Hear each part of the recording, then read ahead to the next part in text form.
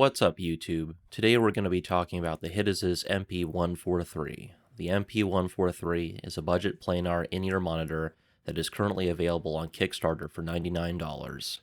My review unit was sent out to me directly by Hidizs. As always, I'm not being paid to make this review, and my opinions are my own. First, let's talk about what comes in the box. You get 6 pairs of silicone ear tips in 2 colorways, both in small, medium, and large sizes.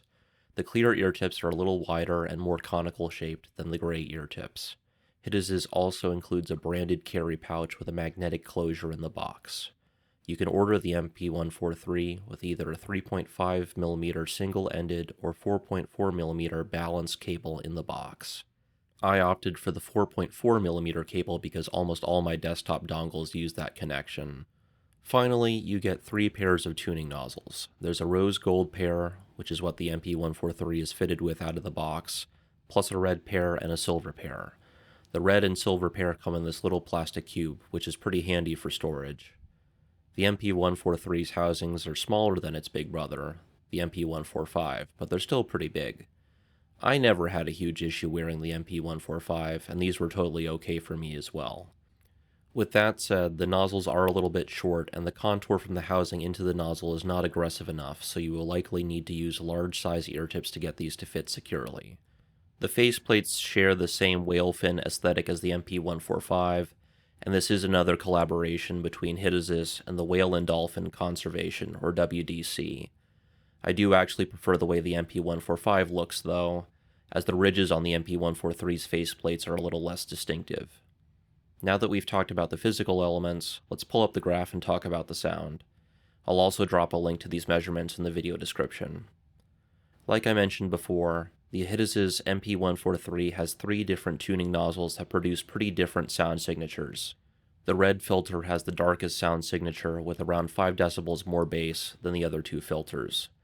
The red filter also lacks a distinct ear gain region and actually emphasizes the presence region a little bit more than the upper mid-range. In contrast, the silver filter has a very distinct ear gain region centered at around 2 kHz and a roughly equal emphasis on the presence region and lower treble.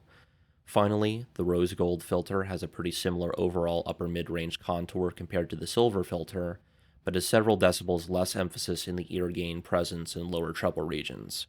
The rose gold filter is by far my favorite tuning of the 3, and I used it for all of my critical listening. Interestingly, the rose gold filter is the closest in tuning to the MP145's red filter, which I preferred the most when I reviewed that IEM.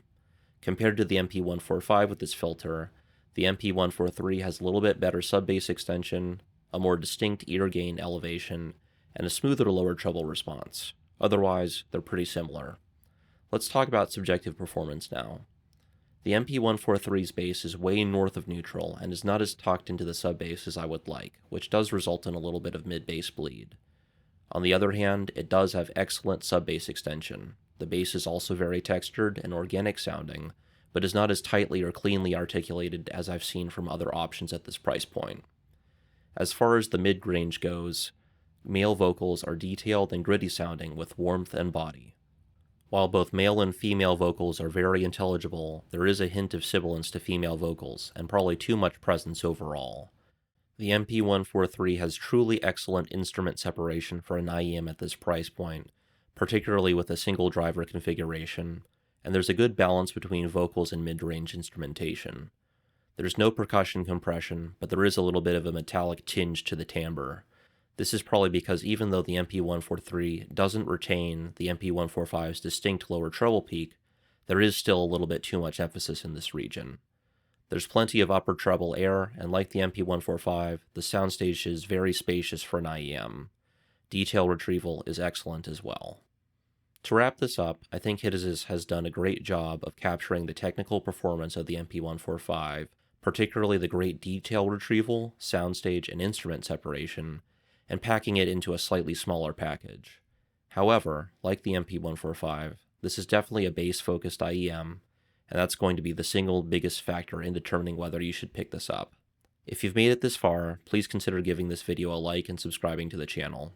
We've got a review of the SMSL D10 dongle DAC coming up in the not-too-distant future.